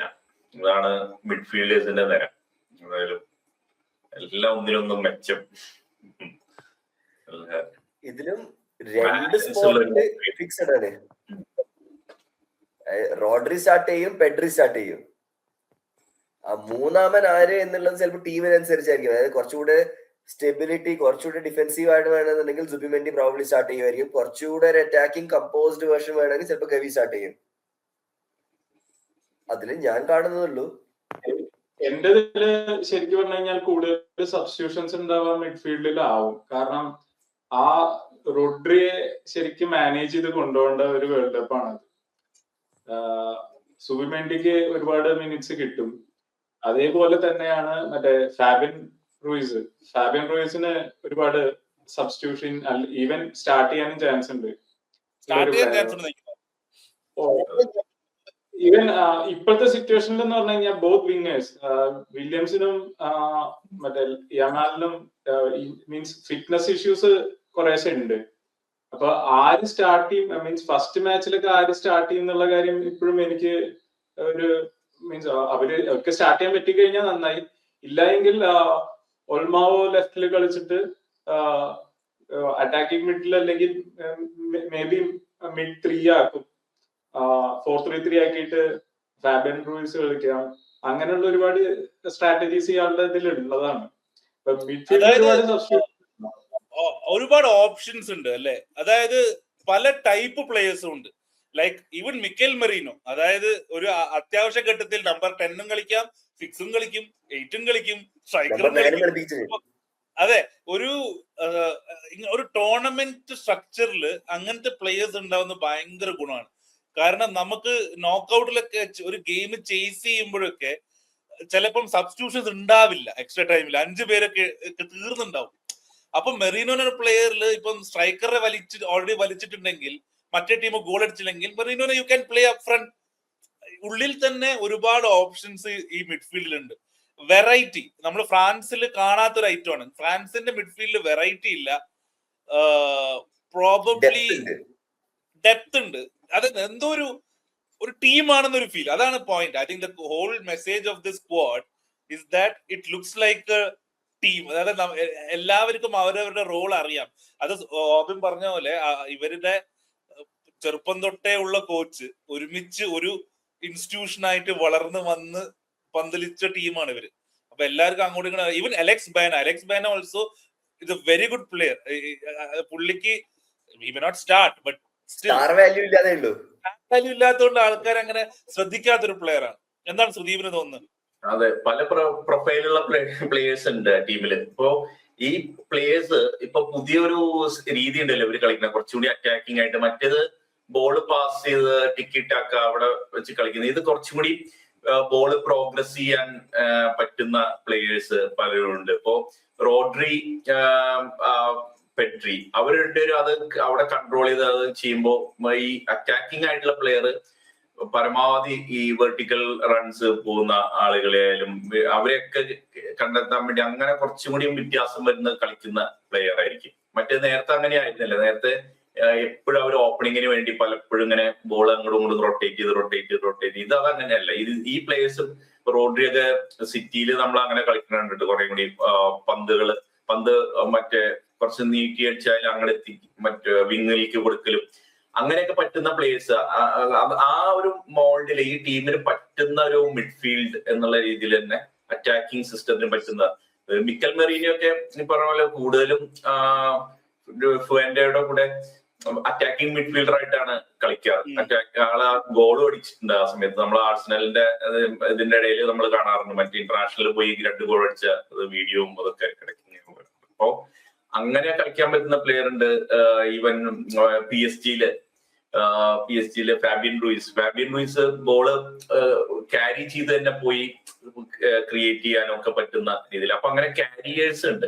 പാസേഴ്സ് മാത്രമല്ല, ബോള് ക്യാരി ചെയ്ത് കൊണ്ടുപോകുന്ന പ്ലേയേഴ്സും കൂടി മിഡ്ഫീൽഡിലുണ്ട്. അത് ഭയങ്കര ഒരു പുതിയൊരു ഡയമെൻഷൻ അറ്റാക്കിന് നൽകുന്നത്. അതാണ് ഈ ഒരു സ്റ്റൈല് കളിക്കാൻ കുറച്ചും കൂടി എഫിഷ്യന്റ് ആയി മാറുന്നത്. അതാണ് എനിക്ക് ഫീൽ ചെയ്തത്. എന്തായാലും എനിക്ക് തോന്നുന്നത് ഈ സ്പെയിൻ ടീമിനുള്ള പ്രത്യേകത ഈ മറ്റു സ്ക്വാഡുകൾ, നമ്മൾ ഇതുവരെ പറഞ്ഞ സ്ക്വാഡുകളെ വെച്ച് നോക്കുമ്പോൾ ഈ ടീമിനകത്ത് സ്വരൂപം പറയണേ, എനിക്കൊന്ന് ഈ ടീമിലാണ് ഏറ്റവും കൂടുതൽ ടെക്നിക്കൽ പ്ലേയേഴ്സ് ഉള്ളത്. അതായത് ഈ മിഡ്ഫീൽഡിനെ പ്രസ് ചെയ്യാൻ പറ്റില്ല. ഈ മിഡ്ഫീൽഡ് പ്രസ് ചെയ്താല് അവർ ഗോളടിക്കും. കാരണം ടെക്നിക്കലി ദാറ്റ് ഗുഡ്. ലൈക്ക് ഇപ്പൊ ഫേബിയൻ റൂയിസ് ആയിക്കോട്ടെ, പെഡ്രി ആയിക്കോട്ടെ, ഗവി ആയിക്കോട്ടെ, സുബിമെൻഡി ആയിക്കോട്ടെ, റോഡ്രി ആയിക്കോട്ടെ, ഇവരെങ്ങനെ പ്രസ് ചെയ്യും. ആൻഡ് ദ മൊമെന്റ് നമ്മുടെ ഓപ്പോസിഷൻ മിഡ്ഫീൽഡ് ഇവരെ പ്രസ് ചെയ്താൽ രണ്ട് സൈഡിലും ലമീൻ യമാലും ഉണ്ട്, നിക്കോ വില്യംസും ഉണ്ട്. ഓർസബാൽ കുറച്ചുകൂടി ഡ്രോപ്പ് ഇൻ ചെയ്താൽ, എനിക്ക് I am a Liverpool fan, Liverpool bias ആയിട്ടാണ് തോന്നുന്നതെങ്കിലും ലിവർപൂളിന്റെ 70s and 80s team pass and move എന്നുള്ളൊരു സ്റ്റൈലുണ്ട്. Pass and move football. അതായത് ബോൾ മേടിച്ച്, ഇപ്പം ഡെൽബോസ്കയുടെ സ്റ്റൈല് പറയുമ്പോൾ pass pass pass, the team moves front together. ഒരു മൂവ്മെന്റ് കുറവാണ്. You pass and break the team down. പക്ഷെ ഇതങ്ങനെയല്ല. ദീസ് പ്ലേയേഴ്സ് പാസ് ചെയ്ത് അവർ ഓടും ഫ്രണ്ടിലോട്ട്. സോ ഒരു കെയോസ് ഉണ്ട് അവിടെ. സോ ഐ തിങ്ക് അത് കുറച്ചും കൂടി സിമിലർ സ്റ്റൈലാണെന്ന് തോന്നുന്നു. എന്താണ് സ്വരൂപിന് തോന്നുന്നത് ഈ ഒരു മിഡ്ഫീൽഡിനെ പ്രസ് ചെയ്യുന്ന അത് ഡിഫെൻസീവ് ആട്രിബ്യൂട്ട്? നമ്മൾ എപ്പോഴും പറയുന്ന സ്ട്രോങ് ഡിഫൻസ് അല്ല, പക്ഷെ ഇവരുടെ പാസിംഗിലും റെസിസ്റ്റൻസിലും ഇവർക്ക് അഡ്വാൻറ്റേജ് ഉള്ള പോലെ. ശരിയാണ്. ബട്ട് ഇതില് പലരും ഈ റിസ്ക് ടേക്കിംഗിലുള്ള ഒരു എലമെന്റ് ഉണ്ട് ആ ഗെയിമില്. അറ്റാക്കിംഗ്, ഫുള്ളി അറ്റാക്കിംഗ് ആയതുകൊണ്ട് റിസ്ക് ടേക്കിംഗ് ഒരു മൊമെന്റ്സ് ഉണ്ട്. എന്ന് പറഞ്ഞു കഴിഞ്ഞാൽ ബോൾ യൂസ് ചെയ്ത് കഴിഞ്ഞാൽ കൗണ്ടർ ആണ്. അത് ഹാൻഡിൽ ചെയ്യാൻ ഇവർക്ക് എത്രത്തോളം പറ്റുന്നുള്ളത് നമുക്ക് കണ്ടുതന്നെ അറിയാം. കാരണം ഇതേവരെ എങ്ങനെയായിരുന്നു, മീൻസ് റോഡ്രിയുടെ, അതാണ് റോഡ്രിയുടെ ഇമ്പോർട്ടൻസ് വളരെ കാര്യമായിട്ട് പറയുന്നത്. കാരണം വിനീട് 2024 റോഡ്രി കിട്ടിക്കഴിഞ്ഞാൽ injury free fully at his peak എന്നുള്ളൊരു ആളെ കിട്ടിക്കഴിഞ്ഞു കഴിഞ്ഞാൽ ഞങ്ങൾക്ക് സുഖമായിട്ട് കപ്പ് വരാം. അങ്ങനെയുള്ളൊരു ഇതാണ്, സിറ്റുവേഷൻ ആണ്. Entertaining, interesting. ഇതിലിപ്പം കൃഷ്ണത്തെ പറഞ്ഞല്ലോ, മറ്റേ നമ്പർ 9 ഡോപ്പിൻ ചെയ്താൽ യമാൽ നിക്കോ എന്ന് പറയുന്നു. അവർ കട്ടിൻ ചെയ്യുമ്പോഴേക്കും അവിടെ തീരുന്നില്ല. കുക്കറെ എന്തായാലും അവിടെ ഉണ്ടാവും ബോക്സിൽ. Overloading the wings. അതായത് എനി ചാൻസ് ഓഫ് ഒരു പ്രസ് റെസിസ്റ്റ് ചെയ്തൊരു പാസ് മുന്നോട്ട് ബൈപ്പാസ് ചെയ്യാൻ പറ്റിയാൽ, മിഡ്ഫീൽഡ് ഓപ്പോസിറ്റ് മിഡ്ഫീൽഡ് ബൈപ്പാസ് ചെയ്യാൻ പറ്റിയാൽ അതൊരു 2-4-4 ആയി മാറും എൻറ്റയർ ടീം. അവിടെയാണ് സ്വരൂപ് പറയുന്നത് കൗണ്ടർ അറ്റാക്കിന് ചാൻസ് ഉണ്ട്. ഒരു മിസ് പാസ് വന്നാൽ ബാക്കിൽ ആരും ഉണ്ടാവാൻ പോകുന്നില്ല. പക്ഷെ അത് സ്പെയിനെ സംബന്ധിച്ചോളം ആ റിസ്ക് എടുക്കാൻ അവർക്ക് തയ്യാറാണ്. കാരണം അവർക്ക് ആ പാസിംഗ് റേഞ്ച് കണ്ടെത്താനുള്ള പ്ലേയേഴ്സ് ഉണ്ട്. അതാണ് ഗാമ്പിൾ അല്ലേ ശരിക്കും. അതായത് നിങ്ങൾക്ക് ഈ മിഡ്ഫീൽഡിനെ പ്രസ് ചെയ്യാൻ ധൈര്യം ഉണ്ടെങ്കിൽ എന്നുള്ളൊരു ചോദ്യമാണ്. Like how far. ഇപ്പം ഓഫ് ദ ബോൾ വീക്ക്നെസ് ഉണ്ട്, ശരിയാണ്. സ്വരൂപ് പറയുമ്പോൾ എനിക്ക് തോന്നിയ പെട്ടെന്ന് കയ്യിൽ നിന്ന് പോയി കഴിഞ്ഞാൽ പണിയാണ്. പക്ഷെ അങ്ങനെ പ്രസ് ചെയ്യണമെങ്കിൽ അതും ഓപ്പോസിഷൻ റിസ്ക് അല്ലേ. അങ്ങനെ പ്രസ് ചെയ്ത് കഴിഞ്ഞാൽ ഒരൊറ്റ പാസ് മതി പിള്ളേർ പോയി ഓടിക്കും. ഞാൻ ചോദിക്കുന്നത് അങ്ങനെ പ്രസ് ചെയ്യാൻ പറ്റുന്ന ടീംസ് ആരാ ഉള്ളത്? നോക്കൗട്ടിലേക്കൊക്കെ വരുമ്പോ പ്രോബബ്ലി ഫ്രാൻസ് ഇസ് ദേർ. ഓടാൻ പിള്ളേരുണ്ട്. അല്ല, ഇംഗ്ലണ്ടിനൊക്കെ ചെയ്യാൻ പറ്റും, ചെയ്യൂല അവര്. കാരണം അവര് പ്രാഗ്മാറ്റിക് ആയി കളിക്കും. ആൻസലോട്ടിക്കും പ്രോബബ്ലി പ്രാഗ്മാറ്റിക് ആയി കളിക്കേണ്ടി വരും. അത് പക്ഷെ സ്ക്വാഡ് ഏജ് ഒരു ഇഷ്യൂ ആയതുകൊണ്ട് വേറെ ബിഗ് ടീംസ് ആരും അങ്ങനെ പ്രസ് ചെയ്യാനുള്ള ചാൻസ് കാണുന്നില്ല. Enzo Mac Allister, Rodri, De Paul, good. അപ്പൊ നമ്മളിപ്പോ പറയുന്നത് ഗ്രൂപ്പ് നോക്കൌട്ടിനെ കുറിച്ചാണ്. അതായത് ദ ടീം ഇസ് ഗുഡ്. നമ്മള് അവര് എന്താണ് വീക്ക്നെസ് എന്ന് തോന്നുമ്പോ ഈ ഒരു വീക്ക്നെസ് കണ്ടുവന്നേ ഉള്ളൂ. ഫോർവേഡ്സ് നോക്കാം. ഫെറാൻ ടോറസ്, അതുപോലെ മിക്കൽ ഓയർത്തബാൽ, പിന്നെ Dani Olmo, Nico Williams, Lamine Yamal, പിന്നെ Yeremy Pino, Borja Iglesias, Victor Munoz. Victor Munoz ആണ് ഇത്തിരി ഒരു സർപ്രൈസിങ് സെലക്ഷൻ, പക്ഷെ നല്ല പ്ലെയർ ആണ്. ഇതാണ് ഇവരുടെ ഫോർവേഡ് ലൈൻ. മൊറാട്ട ഇല്ല എന്നുള്ളത് ഫെൽറ്റ് എ ബിറ്റ് സർപ്രൈസിങ്. മൊറാട്ടയുടെ ഭാഗ്യമല്ല, അയാളുടെ ഒരു ജാതകം വെച്ചിട്ട് അവസാനം അയാൾ വരും. സ്റ്റാർട്ടിങ് വേറെ ഇല്ല. സ്ട്രൈക്കറെ വെച്ചാൽ യമാലും നീക്കവും വൈഡായി പോകും, നല്ലോണം വൈഡായി പോകും. സ്വരൂപാണ് പറയേണ്ടത്, എനിക്ക് അറിയില്ല. ഒർസബാൽ ഫസ്റ്റ് ഓഫ് ചോയ്സും പുള്ളി സബ് ചെയ്തിട്ട് ഓൾമോടെ കളിക്ക് വരും അല്ലെ, ഒരു ഫോൾസ് നയൻ പോലെ. അല്ല, ഇതില് മറ്റേ ഫെറാൻ ടോറസിനൊക്കെ ഒരുപാട് പൊസിഷനിൽ കളിക്കാൻ പറ്റും, വൈഡായിട്ട് കളിക്കാം. ഡാനി ഓൾമോ ആയിരിക്കും എന്തായാലും സ്റ്റാർട്ട് ചെയ്യുക. കാരണം ഫെറാൻ ടോറസിന് മിക്കവാറും നീക്കോ വില്യംസിനുള്ള സബ് ആയിരിക്കും ഫസ്റ്റ് ഓപ്ഷൻ. ആര് ലെഫ്റ്റ് നിന്ന് കട്ടിൻ ചെയ്യുമ്പോൾ കുക്കറയാക്ക് മുന്നോട്ട് പോകുമ്പോൾ അവിടുന്ന് കട്ടിൻ ചെയ്ത് ഡിഫൻഡർ റൈറ്റ് ബാക്കിനെ വലിച്ചു കൊണ്ടുപോകാൻ പറ്റുന്ന ഒരു player. And he can actually കട്ടിൻ and shoot. ഒരു അണ്ടർ റേറ്റഡ് പ്ലെയർ ആണ്. സോ എന്നെ സംബന്ധിച്ചോളം ഡാനി ഓൾമോ ആയിരിക്കും first sub as A number 9. കാരണം ഹി ക്യാൻ പ്ലേ നമ്പർ 9 നിർബന്ധമുണ്ട്, ആവശ്യമുണ്ടെങ്കിൽ. നമ്പർ 10 ആയിട്ട് കളിക്കാൻ പറ്റും. അതായത് ഫോൾസ് 9 എന്നാവണമെന്നില്ല. ആ സമയത്ത് ഈ സ്പെയിനിന് 2 അപ്പ് ദ ടോപ്പ് വേണമെന്നുണ്ടെങ്കിൽ യമാലിനെയും നീക്കോനെയും സ്ട്രൈക്കേഴ്സ് ആക്കിയിട്ട് ഇവനെ നമ്പർ 10 ആയിട്ട് കളിപ്പിക്കാം, ഒരു ഡയമണ്ട് 4-4-2 എന്നൊക്കെ പറയുന്ന രീതിയിൽ. കാരണം അവർക്ക് പേസി വിങ്ങേഴ്സ് ഉണ്ട്, വിടുത്തു കൊടുക്കാൻ, കുറച്ചുകൂടി ഉള്ളിലേക്ക് എത്തിക്കാം, while keeping Yamal in the picture. കാരണം ഷൂട്ടിംഗ് റേഞ്ചിലേക്ക് പറ്റുന്ന രീതിയിൽ ഒരു ബോൾ കൊടുക്കണം, അല്ലെങ്കിൽ ആ ഒരു സ്പേസ് ഉണ്ടാക്കണം. ലൈക്ക് കട്ടിൻ ചെയ്ത് വൈഡ് നിന്ന് കട്ടിൻ ചെയ്തതിന് പകരം കുറച്ചുകൂടെ സെൻട്രലായിട്ട് കട്ടിൻ ചെയ്ത് ഗോൾ ആവശ്യം വരുന്ന സമയത്ത്. സ്ട്രക്ചർ എങ്ങനെ മാറുന്ന കൂട്ടത്തിലാണോ ഈ മാനേജർ? പറഞ്ഞ രീതിയിൽ കളിച്ചിട്ടുണ്ട് എന്ന് പറഞ്ഞാൽ രണ്ടുപേരെ വെച്ച് കളിച്ചിട്ടുണ്ട് ഫ്രണ്ടില്. ബട്ട് അത് ഒരു കളിയായിട്ട് ഞാൻ കളിച്ചിട്ടുള്ളൂ എന്നാണ് എന്റെ ഒരു ഓർമ്മ.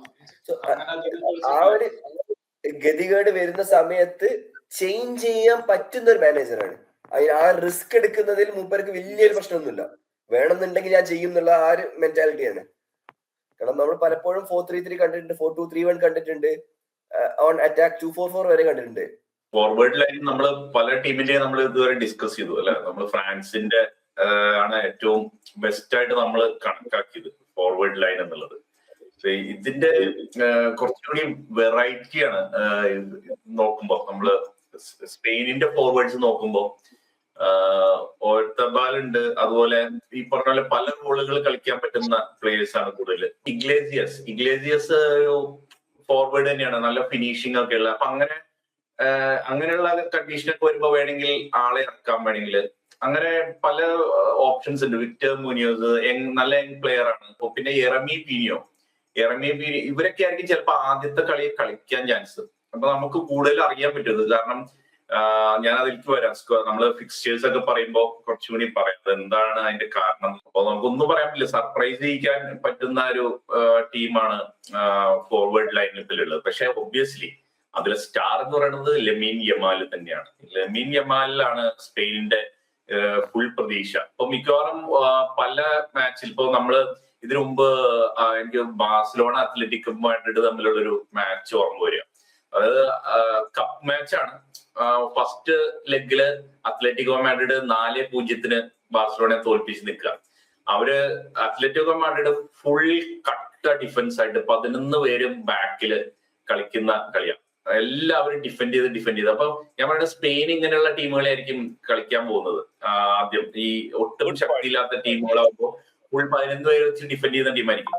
അപ്പൊ ഈ അത്ലറ്റിക്കോ മാഡ്രിഡ് 11 പേര് വെച്ച് ഡിഫെൻഡ് ചെയ്യണമെന്ന് നമുക്കറിയാം, സിമിയോണിയുടെ ടീമാണ്. ആ മാച്ചില് 2 മിനിറ്റ് കഴിഞ്ഞപ്പോഴേക്കും ലെമിൻ യമാൽ ഗോൾ അടിച്ചു.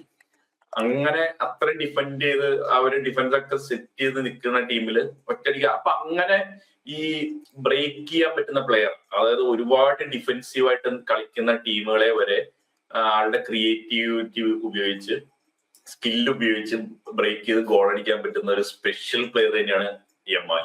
അപ്പൊ അത് സ്പെയിനെ, അതാണ് ഞാൻ പറഞ്ഞത്, ഈ സ്പെയിൻ ടീം യമാലിന്റെ ടീമാണ്. ഇപ്പോ നമ്മള് അർജന്റീന മെസ്സിയുടെ ടീമാണ് എന്ന് പറയുന്ന പോലെ, അല്ലെങ്കിൽ പോർച്ചുഗൽ റൊണാൾഡോന്റെ ടീം ആയിരുന്നു എന്ന് പറയുന്ന പോലെ, നെയ്മാർ ബ്രസീലിന്റെ ടീം ആയിരുന്നു എന്ന് പറയുന്ന പോലെ യമാലിന്റെ ടീമാണ് സ്പെയിൻ. അപ്പൊ യമാലാണ് ഇതിൽ എന്തായാലും ഹൈലൈറ്റ്. അത് എംബാപ്പെ ലെവലാണ് ഇപ്പോ. ആ രീതിയിലാണ് വേൾഡ് കപ്പില് സ്റ്റാർ ആയി വരുന്ന പ്ലെയർ ആയിരിക്കും. അതിൽ തന്നെയായിരിക്കും സ്പെയിന്റെ ഹോപ്സ്. ഒരു ഡിസ്ക്ലെയിമർ ഇട്ട് തുടങ്ങാം ആദ്യമേ, എന്നാലും പറയട്ടെ. മെസ്സിയുടെ പറഞ്ഞ പോലെ, നെയ്മറിനെ പറഞ്ഞ പോലെ ഫാൻസിന് പ്രതീക്ഷ യമാലാണ്. ഇവന് കളിക്കാനുള്ള ഫിറ്റ്നസ് ഉണ്ടോ ഇപ്പോ? ഇവൻ ഫസ്റ്റ് ഗെയിം സ്റ്റാർട്ട് ചെയ്യുമോ ഇല്ലയോ എന്നുള്ള കോച്ച് ഇതുവരെ കൺഫേം ചെയ്തിട്ടില്ല. ഹി മൈറ്റ് പ്ലേ പാർട്ട് എന്നാണ് ഇപ്പോഴും പറയുന്നുള്ളത്. അങ്ങനെ ലെമിൻ യമാൽ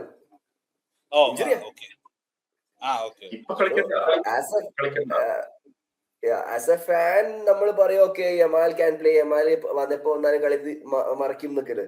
പക്ഷെ ഈ ഫസ്റ്റ് ഗെയിമിലെങ്ങാനും എടുത്തിട്ട് കളിച്ചിട്ട് ഇഞ്ചുറി ആയിട്ട് പോയാൽ ബിഗ് ഗീഫാണ്. കാരണം കംപ്ലീറ്റ്ലി റിക്കവർ ആയിട്ടല്ലേ വേൾഡ് കപ്പിൽ വരുന്നത്. വേൾഡ് കപ്പ് ആയത് കൊണ്ട് സ്ക്വാഡിൽ എടുത്തതാണ്. ഇങ്ങനെയുള്ള ഒരു പ്ലെയറിന് ഒരു നോക്കൌട്ടിലേക്കൊക്കെ വരുള്ളൂ എന്നാണ് തോന്നുന്നത്. വെറുതെ റിസ്ക് എടുക്കില്ല. അപ്പോഴും അത് റിസ്ക് അല്ലേ? കാരണം ഒരു ഇഞ്ചുറി കഴിഞ്ഞ് വരുമ്പോ റെസ്റ്റ് ഉണ്ടാവൂലേ? അല്ല, ഒരു മാസം പ്രീ സീസൺ കിട്ടൂലേ? ഇപ്പം നോക്കൌട്ട് സ്റ്റേജ് എത്താൻ ഒരു ഏകദേശം ജൂലൈ ഒക്കെ എത്തുമ്പോഴല്ലേ എത്തുള്ളൂ. സോ ആ ഒരു മാസം കൂടെ സ്ട്രെങ്തൻ ചെയ്യാനാണ് സാധ്യത. ഓർ മെല്ലെ മെല്ലെ 10 മിനിറ്റ് 15 മിനിറ്റ് അങ്ങനെ കളിക്കാലോ. പക്ഷെ അതിന് മാത്രം ഈസി ഫിക്സ്ചേഴ്സ് ആണ് എന്ന് പറയാനും പറ്റൂല സ്പെയിൻ്റെത്. നോക്കാം സ്ക്വാഡ്, നമുക്ക് ഗ്രൂപ്പ് നോക്കിയാലോ. അതെ, ഗ്രൂപ്പിലേക്ക് വരാം. ഗ്രൂപ്പ് എന്ന് പറഞ്ഞാൽ ഓബി പറഞ്ഞ പോലെയല്ല, ഈസി ഗ്രൂപ്പാണ്. ആക്ച്വലി സ്പെയിന്റെ ഫസ്റ്റ് റൗണ്ട് ഈസി ഗ്രൂപ്പാണെന്ന് മാത്രമല്ല, ആദ്യത്തെ മാച്ചുകള്, ഫസ്റ്റ് മാച്ച് വെറുതെ വേൾഡ് കപ്പ് കളിക്കാൻ വരുന്ന ടീമാണ് കേപ്പ് വെറുതെ. അതാണ് ഗ്രൂപ്പിലെ ഒരു ടീം. അവരായിട്ടാണ് സ്പെയിന്റെ ആദ്യത്തെ മാച്ച്. പിന്നെ ഉള്ളത് സൗദി അറേബ്യ ആയിട്ടാണ്. അതായത് 15-ാം തീയതി കഴിഞ്ഞ് പിന്നെ ഒരാഴ്ചയൊക്കെ കഴിഞ്ഞിട്ടായിരിക്കും സൗദി അറേബ്യയാണ് രണ്ടാമത്തെ മാച്ച്. ഇത് രണ്ടും ഈസി ഗെയിംസ് ആണല്ലോ. അവരങ്ങനെ കട്ട ഡിഫെൻഡ് ചെയ്ത് കളിക്കുന്ന ടീമുകളായിരിക്കും. അപ്പൊ ഈ മാച്ചിലൊക്കെ എനിക്കുള്ളത് യമാലിന്, അത് രണ്ടുപേർക്കും, നിക്കോ വില്യംസിന് രണ്ടുപേർക്കും റെസ്റ്റ് കിട്ടുന്ന ഗെയിം ആയിരിക്കും ഈ ഗെയിം. അധികം കളിക്കേണ്ടി തന്നെ വരില്ല. ബാക്കിയുള്ള പ്ലേയേഴ്സ് വെച്ച് സുഖമായിട്ട് ജയിക്കാൻ പറ്റുന്ന മാച്ച്. അത് കഴിഞ്ഞിട്ടുള്ള മാച്ചാണ് തേർഡ് മാച്ച്. അപ്പോഴേക്കും അവർ ക്വാളിഫിക്കേഷൻ ഉറപ്പിച്ചിട്ടുണ്ടാവും. തേർഡ് മാച്ച് ഉറുഗ്വേ ആയിട്ടുള്ളതാണ്. ഉറുഗ്വേ ആയിട്ടുള്ള മാച്ച്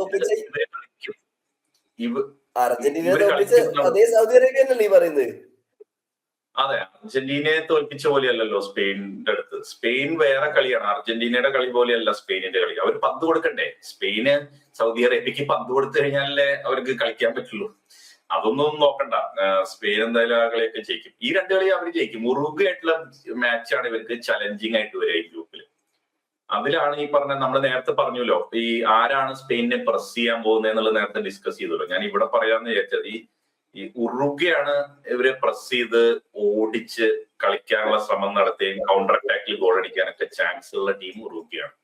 പ്രസ് ചെയ്യുന്ന ഭാഗം സംഭവിച്ചു. ഗോൾ അടിക്കുന്നത് ഡാർവിൻ ന്യൂനസ് അല്ലേ? ഇല്ല, ഞാൻ ചലഞ്ച് എന്ന് പറഞ്ഞില്ലേ, ഉറുഗ്വേ ചലഞ്ച്. ഉറുഗ്വയുടെ ഈ ചലഞ്ചാണ് പേടി. വല്ല ഇഞ്ചുറി വന്നു കഴിഞ്ഞാലേ പേടിയുള്ളൂ ചലഞ്ച് ചെയ്തിട്ട്. അല്ലാതെ ഉള്ള ചലഞ്ച് ഒന്നും ഉണ്ടാവാൻ ചാൻസ് ഇല്ല ഉറുഗ്വയുടെ. പക്ഷെ ഉറുഗ്വയ്ക്ക് പ്രസ് ചെയ്യാൻ പറ്റിയ കുറെ പ്ലേയേഴ്സ് ഉണ്ട് കേട്ടോ അവർക്ക്. അതായത് എന്താ പറയുക, വാൽവേർഡെ ആയാലും ഈവൻ ന്യൂയസ് ഫോർ ദാറ്റ് മാറ്റർ, നിർത്താണ്ട് ഓടണം എന്ന് പറഞ്ഞാൽ ചെയ്യാൻ പറ്റുന്ന കുറെ പ്ലേയേഴ്സ് ഉണ്ട്. എന്താണ് സ്പെയിനിന്റെ റൂട്ട് ഫൈനലിലേക്കുള്ളത്? അതെ, സ്പെയിന്റെ റൂട്ട് ഫൈനലിലേക്കുള്ളത് ആദ്യം ഈ ഗ്രൂപ്പിൽ എന്തായാലും അവർ വിന്നേഴ്സ് ആവും. ഗ്രൂപ്പ് വിന്നേഴ്സ് ആവാൻ നല്ല ചാൻസ് ഉണ്ട്. ഗ്രൂപ്പ് വിന്നേഴ്സ് ആയി കഴിഞ്ഞാൽ അവരെ കളി വരിക ഗ്രൂപ്പ് ജെയിലെ റണ്ണറപ്പ് ആയിട്ടുള്ള ടീം. ആ ടീമാണ് അർജന്റീന, അൾജീരിയ, ഓസ്ട്രിയ, ജോർഡൻ. അപ്പൊ അതില് അൾജീരിയ ആയിട്ടായിരിക്കും മിക്കവാറും മാച്ച് വരിക. അതിന് അർജന്റീന എങ്ങാനും സെക്കൻഡ് ആയി കഴിഞ്ഞാൽ അർജന്റീന ആയിട്ട് മാച്ച് വരാം. അതും സ്പെയിൻ ഗ്രൂപ്പില് സെക്കൻഡ് ആവുകയാണെങ്കിൽ എന്തെങ്കിലും കാരണമുണ്ട്, ഉറുഗ്വേയുടെ അടുത്തൊക്കെ തോറ്റ് സെക്കൻഡ് എങ്ങാനും ആവുകയാണെങ്കിൽ അപ്പോഴും ഈ ഗ്രൂപ്പ് ജെയിലെ തന്നെ ഈ ഫസ്റ്റ് വരുന്ന ടീമായിരിക്കും. അതും അർജന്റീന, അൾജീരിയ. അപ്പൊ എന്തായാലും ഒന്നുകിൽ അർജന്റീന അല്ലെങ്കിൽ അൾജീരിയ ഇവരായിട്ടായിരിക്കും സ്പെയിന്റെ അടുത്ത റൗണ്ടിലെ മാച്ച്. അപ്പൊ റിയാദ് മെഹ്റസ് വേഴ്സസ് കുക്കറെ. അർജന്റീന എനിക്ക് തോന്നുന്നു നമ്മുടെ ഈ ചർച്ചയിൽ നിന്ന് എനിക്ക് വന്ന ഞാൻ തുടക്കത്തിൽ പറഞ്ഞ ഡൗട്ടില്ലേ, എനിക്ക് തോന്നുന്നു കുറച്ചും കൂടി ക്ലാരിറ്റി. അതായത് യമാലും റോഡ്രിയും ഫിറ്റ് ആണെങ്കിൽ I think they have A very very high chance of making it. കാരണം ബാക്കി എല്ലാരും ഏകദേശം ഫോമാണ്, ഓക്കെയാണ്. ഈ യമാലിന്റെയും റോഡ്രിന്റെയും ഫിറ്റ്നസ് അവിടെയാണ് ഈ സ്ക്വാഡിന്റെ ഒരു എമാൽഗമേഷൻ ഇസ് വെരി ഇമ്പോർട്ടന്റ്. അതായത് എല്ലാരും കൂടി സം ഓഫ് ടോട്ടൽ എന്ന് പറയില്ല, അതായത് sum of each is larger than the total എന്തൊക്കെ പറയുന്നുണ്ട് ആൾക്കാർ. അപ്പൊ I feel that kind of thing works here. എല്ലാവരും കൂടി ചേർന്ന് ആ പൊസിഷൻസ്, ഇപ്പം റോഡ്രിനെ അത്യാവശ്യ ഘട്ടത്തിൽ മാത്രം കളിപ്പിച്ച് ഒരു 60 മിനിറ്റ്സ് ആകുമ്പോൾ വലിച്ച് മറീനോ അല്ലെങ്കിൽ ആരെങ്കിലും വന്ന്, അതേപോലെ യമാലിനെ ഗ്രൂപ്പ് സ്റ്റേജിൽ സ്പാർസ്ലി യൂസ് ചെയ്ത് അവിടെ ഈ പറഞ്ഞ യെരമി പീനും ഫെറാൻ ടൊറേസിനെ കളിപ്പിച്ച് ഒരു സ്ക്വാഡ് എന്ന രീതിയിൽ അവർ വർക്ക്ഔട്ട് ചെയ്താൽ അവർക്കത് പറ്റും. കാരണം ഒരു അഡ്വാൻറ്റേജ് എന്ന് പറയുന്നത് യമാലാണ് ആരാണെങ്കിൽ പോലും they don't have big egos. Rodri also is not a egoistic player. പുള്ളി സൂപ്പർ സ്റ്റാർ ആണ്. അതായത് ബലൻഡോർ ജയിച്ച സൂപ്പർ സ്റ്റാർ ആണെങ്കിലും പുള്ളിയുടെ പൊസിഷന്റെ മാത്രം കൊണ്ടും മറ്റുള്ളവരെ കളിപ്പിക്കുന്ന ഒരു പൊസിഷനാണത്. സോ ഒരു ഈഗോ ഈ ടീമിലില്ല. ഒരു ഒറ്റക്കെട്ടായിട്ട് അവർക്ക് ഈ മുന്നോട്ട് പോകാൻ പറ്റും. കാരണം യൂറോയിലാണെങ്കിലും ഫ്രാൻസ് ആയിരുന്നു ജയിക്കേണ്ട ടീം, ഇംഗ്ലണ്ടും ഉണ്ടായിരുന്നു. England also had A very good team. എന്നിട്ടും ഇവര് നല്ല ഫുട്ബോൾ കളിച്ച് ജയിച്ചു ശരിക്കും പറഞ്ഞ. സോ ആ രീതി വെച്ച് നോക്കുമ്പോ യമാൽ, റോഡ്രി, പിന്നെ ആ ബാക്കിന്റെ ഒരു പ്രോബ്ലം, അതായത് ഏജ് ബാക്കില് ആ ഒരു കൗണ്ടർ അറ്റാക്കിൽ വരുമ്പോ എങ്ങനെ വരും എന്നുള്ള ഇഷ്യൂ ഒഴിച്ചു കഴിഞ്ഞാൽ I think Spain has A very high chance of making it actually ജയിക്കാൻ വരെ ചാൻസ്. ഇപ്പൊ യൂറോ പറഞ്ഞതുകൊണ്ട് സ്പെയിൻ ആക്ച്വലി എന്താ പറയാ ഒരു ബാക്ക്വേ എടുത്തിട്ടല്ല യൂറോ ജയിച്ചത്. They beat Germany. സെമിയില് ക്വാർട്ടർ ഫൈനൽ ജർമ്മനി ആയിരുന്നു, സെമിയില് ഫ്രാൻസ് ആയിരുന്നു, ഫൈനലില് ഇംഗ്ലണ്ട് ആയിരുന്നു. 3 of the best in the Europe. എല്ലാവരും ഓപ്പോസിറ്റ് ആവുന്നത്. എന്താണ് ഓപ്പിന്റെ പ്രഡിക്ഷൻ? സ്പെയിൻ പ്രോബബ്ലി സെമി എന്തായാലും യെസ്. അവിടുന്ന് അങ്ങോട്ട് കിട്ടുന്ന ഒപ്പോണൻസിനനുസരിച്ചിരിക്കും പ്രോബബ്ലി ഒരു സ്പെയിൻ വേഴ്സസ് ഫ്രാൻസ് എങ്ങനെ ഓപ്ഷൻ ആണെന്നുണ്ടെങ്കിൽ മേ ബി ഫ്രാൻസ് ജയിക്കുമായിരിക്കും. അങ്ങനെ നോക്കൗട്ട് ആയിട്ട് പോകാനുള്ള സാധ്യതയുള്ളൂ. സോ ഐ ഡോണ്ട് തിങ്ക് ഒരു അപ്സെറ്റ് വിന്ന് കാരണം ഇവര് പുറത്തു പോകാൻ ചാൻസ് ഇല്ല. മോർ ഓർ ലെസ് അവരെക്കാൾ കൂടുതൽ ടാലന്റ് ഉള്ള അല്ലെങ്കിൽ ഓൺ ഫോം ആയിട്ടുള്ള ഏതെങ്കിലും ഒരു ടീം ആയിട്ട് മേ ബി 1-0, 2-1 അല്ലെ 1-2 അങ്ങനെ ഒരു തോൽവി ആയിട്ട് മാത്രമേ പുറത്തു പോകും. പ്രോബ്ലി സെമി ഫൈനൽ എന്തായാലും ഉണ്ടാവും. സെമി ഫൈനൽ വരെ എത്തും എനിക്ക് അങ്ങനെ തോന്നുന്നത്. മാത്രമല്ല അടുത്ത റൗണ്ടിൽ അർജന്റീന കിട്ടിക്കഴിഞ്ഞാൽ അർജന്റീനയെ തോൽപ്പിക്കുകയും ചെയ്യും. അതെനിക്ക് തോന്നുന്നത്. അർജന്റീന ഫൈനൽ ജയിക്കും. മെസ്സി ഇങ്ങനെ യമാലിനെ ഹാൻഡ് ഓവർ ചെയ്ത് പോകുന്നതാണോ ബാറ്റൻ? ജയിക്കും ജയിക്കുമെന്ന് വെച്ച് കഴിഞ്ഞാൽ ഞാൻ പറഞ്ഞില്ലേ, എനിക്കത് പറയാൻ പറ്റില്ല. കാരണം റോഡ്രി എനിക്ക് കൺസേൺസ് ഉണ്ട്, എന്റെ മനസ്സിൽ ഇപ്പോഴും കൺസേൺസ് ഉണ്ട്. സെമി ഷുവർ, സെമിയിൽ ബാക്കിയുള്ളവർ ആരൊക്കെ എത്തുക അതിനനുസരിച്ചിട്ട് അപ്പൊ പറയാം. എനിക്കും സെമി തന്നെ തോന്നുന്നത്. പക്ഷേ again I won't be surprised if Spain wins it. Purely ഞാൻ നേരത്തെ പറഞ്ഞു, അതായത് ഇതൊരു ഒരു ടീമാണ്. ആ കൂട്ടായ്മ, നമ്മളിപ്പം ഫ്രാൻസിലും ഈ പറഞ്ഞ ഈഗോ പ്രോബ്ലംസ് പറഞ്ഞു, അർജന്റീനയിൽ ഈഗോ പ്രോബ്ലംസ് ഇല്ലെങ്കിലും ഒരു ഏജ് നമ്മൾ പറഞ്ഞു. Brazil you never know which Brazil, like Ancelotti element എനിക്ക് ഭയങ്കരമായിട്ട് അവിടെ കത്തി നിൽക്കുന്ന ഒരു എലിമെന്റ് ആണ്. So Brazil would do it. So നമ്മൾ ഇത്രയും പറഞ്ഞ ടീമുകളിൽ ഒരു യൂണിറ്റ് ആയിട്ട് തോന്നുന്നത് ഐ തിങ്ക് ഇറ്റ്സ് സ്പെയിൻ. അത് കാരണം അവരുടെ ആ ഇൻസ്റ്റിറ്റ്യൂഷൻ ആണ്. അത് അവർ പണ്ട് തൊട്ടേ ഒരുമിച്ച് വളർന്ന്, അത് പഴയ ജനറേഷൻ ആണെങ്കിലും ഈ ജനറേഷൻ ആണെങ്കിലും. ഓബിൻ, യെസ്. ഇത് പറയുമ്പോൾ ഇൻസ്റ്റിറ്റ്യൂഷൻ എന്ന് പറയുമ്പോഴും 8 ബാർസ പ്ലെയർ ഉണ്ട്, 8 ലാമാസിയ പ്ലെയർ ഉണ്ട്. Not exactly same. So either എന്താ പറയുക, ലാമാസിയെ വിട്ടിട്ട് പുറത്ത് എവിടെയെങ്കിലും കളിക്കുന്ന കുറച്ച് പ്ലേയേഴ്സും എല്ലാം കൂടി നോക്കുകയാണെങ്കിൽ ഏകദേശം 11-12 പ്ലേയേഴ്സ് ഒന്നെങ്കിൽ ലാമാസിയയിലും അല്ലെങ്കിൽ ബാർസലോണയിലും, ഇപ്പൊ കറന്റ് ബാർസലോണ അല്ലെങ്കിൽ എപ്പോഴെങ്കിലും ബാർസലോണ കളിച്ച് പോയ 12 പ്ലേയേഴ്സ് എങ്ങനെ അവർക്കുണ്ട്. Compared to that Real Madrid has 0. ഈ ഒരു സ്പെയിന് ജയിക്കുകയാണെന്നുണ്ടെങ്കിൽ ആക്ച്വലി നമ്മൾ നോക്കുമ്പോൾ is in Barca better than Real in terms of creating talents? Always. അതിൽ എനിക്ക് റയൽ മാഡ്രിഡ് ഫാൻസ് പോലും ഡിബേറ്റ് ചെയ്യുന്ന കാര്യമായിരിക്കില്ല. കാരണം ഈവൻ ഇൻ അവരുടെ പീക്ക് ഡെൽബോസ്കെ ടീമിലും കോർ വാസ് ഓൾവേസ് ബാർസ. അവിടെ സെർജിയോ റാമോസും അങ്ങനെ കുറച്ച് എലിമെന്റ്സ് എല്ലാം ഉണ്ട്. കോർ വാസ് യുവർ പുയോൾ, നമ്മുടെ ചാവി, ഇനിയസ്റ്റ, ബുസ്കേസ്. അത് I think it's different debate. അതിലേക്ക് പോയി കഴിഞ്ഞാൽ നമ്മള് ബാർസ വേഴ്സസ് റയൽ ഡിബേറ്റിലേക്ക്. സുദീപ്, ക്ലോസിംഗ് കമന്റ്സ് എന്താണ്? നമുക്ക് റാപ്പ് ചെയ്യാൻ ടൈമായി. ഒരു കാര്യം കൂടി പറയാം. ഓക്കെ, ഈ ഇത് നമ്മള് പറഞ്ഞില്ലേ ചാമ്പ്യൻസ് ആവുമെന്ന് വെച്ചില്ലേ, ചാമ്പ്യൻസ് ആവുന്നതിനേക്കാളും win or lose we will entertain. അതേ ഞാൻ പറയുന്നത്. കുറെ കാലത്തിന് ശേഷം സ്പെയിൻ പറയാൻ പറ്റും. അല്ല, അതൊരു വലിയ പോയിന്റ്. നമ്മൾ എല്ലാ ടീമിന്റെയും പ്രാഗ്മാറ്റിസവും ഈ ഡിഫെൻസീവ് സ്ട്രക്ചറും ഫിസിക്കാലിറ്റിയും പറയുമ്പോൾ technical players, attacking players, exciting players. അതായത് ഈ ഫുട്ബോളില് എനിക്ക് തോന്നുന്നു ഈവൻ യമാൽ കളിക്കുവാണെങ്കിൽ പോലും യൂറോപ്പിന് പുറത്ത് വേൾഡ് സ്റ്റേജിൽ ഫസ്റ്റ് ടൈം കളിക്കുവാണ് പുള്ളി. അപ്പോ is not like even both Nico വില്യംസും ലമീൻ യമാലും are not your usual Spanish players. More of Latin American flavour players ആണ്. കുറച്ചും കൂടി ഡയറക്റ്റ് അറ്റാക്കിംഗ് പ്ലാൻ പ്ലേയേഴ്സ് ആണ്. സോ പ്രോബബ്ലി ഒരു വേൾഡ് ഫുട്ബോളിന് സ്പെയിൻ ഒരു അറ്റാക്കിംഗ് ഓപ്ഷൻ ആയിട്ട് നിൽക്കുമായിരിക്കും. എനിക്കൊന്ന് സുദീപ് നമുക്ക് റാപ്പ് ചെയ്യാലോ. നമ്മൾ ഒരുപാട് നേരമായി ഇത് പറയുന്ന. സുദീപിന്റെ ഒരു ഫൈനൽ കമന്റിൽ നമുക്ക് റാപ്പ് ചെയ്യാം. അതെ, ഒരുപാട് സമയം നമ്മൾ തുടങ്ങിയിട്ട് നമ്മുടെ ഏറ്റവും കൂടുതൽ ലെങ്ത് ഉള്ള വീഡിയോ ഇതായിരിക്കും തോന്നുന്നു അല്ലെ. നമ്മൾ ഒരുപാട് കാര്യങ്ങൾ പറയാനുണ്ടായിരുന്നു. അപ്പൊ ഇത് സ്വരൂപ് പറഞ്ഞതിൽ വെച്ച് തന്നെ അവസാനിപ്പിക്കുക, എന്റർടൈൻ ചെയ്യുന്ന കാര്യം. ഇപ്പൊ നമ്മള് ഈ ടിക്കി ടാക്കിയുടെ സമയത്ത് കാണാൻ കുറച്ച് രസമൊക്കെ ഉണ്ടായിരുന്നെങ്കിലും ഗോൾ അടിക്കാത്ത കാരണം പലപ്പോഴും ഉറങ്ങിപ്പോകുന്ന അവസ്ഥയൊക്കെ ഉണ്ടാവുന്ന കാര്യങ്ങൾ പലരും പറയാറുണ്ട്. അതായത് പാസ് ചെയ്ത് ഡിഫെൻഡ് ചെയ്ത് കളിക്കുക എന്നുള്ളത്. അതായത് മറ്റുള്ളവർക്ക് പന്ത് കൊടുക്കാണ്ട് ഡിഫെൻഡ് ചെയ്യുക. അപ്പൊ അതിൽ നിന്നൊക്കെ മാറി വളരെ എന്റർടൈനിങ് ആയിട്ടുള്ള ഒരു വേൾഡ് കപ്പ്, പ്രത്യേകിച്ച് പല ടീമുകളും അറ്റാക്കിംഗ് പ്ലേയേഴ്സ് ഒക്കെ ഉണ്ടായിട്ടും അവരെ ഡിഫെൻസീവായിട്ട് കളിപ്പിക്കുന്ന ടീമൊക്കെ ആക്കി മാറ്റി. ഫ്രാൻസ് ആയാലും ഇംഗ്ലണ്ട് ആയാലും അങ്ങനെയുള്ള പല ടീമുകളും ഉണ്ട് ഡിഫെൻസീവായിട്ട് അപ്രോച്ചിൽ കളിക്കുന്നത്. അപ്പൊ അതൊന്നും അല്ലാതെ അറ്റാക്കിംഗ് പ്ലേയേഴ്സിനെ മാക്സിമം യൂസ് ചെയ്തുകൊണ്ട് നല്ല രസമുള്ള അറ്റാക്കിംഗ് ഫുട്ബോൾ കളിക്കുന്ന ഒരു ടീമായിട്ട് സ്പെയിൻ ഉണ്ടാവും. സ്പെയിനിന്റെ മാച്ചസ് എല്ലാം ഫോളോ ചെയ്യും. അപ്പൊ എല്ലാവരും നിങ്ങളും ഫോളോ ചെയ്യുക. അപ്പൊ എന്തായാലും സ്പെയിൻ ഫൈനലിലെത്തും എന്നുള്ള പ്രതീക്ഷയോടുകൂടി സ്പാനിഷ് ഫാൻസിന് എല്ലാവർക്കും ഓൾ ദി ബെസ്റ്റ്.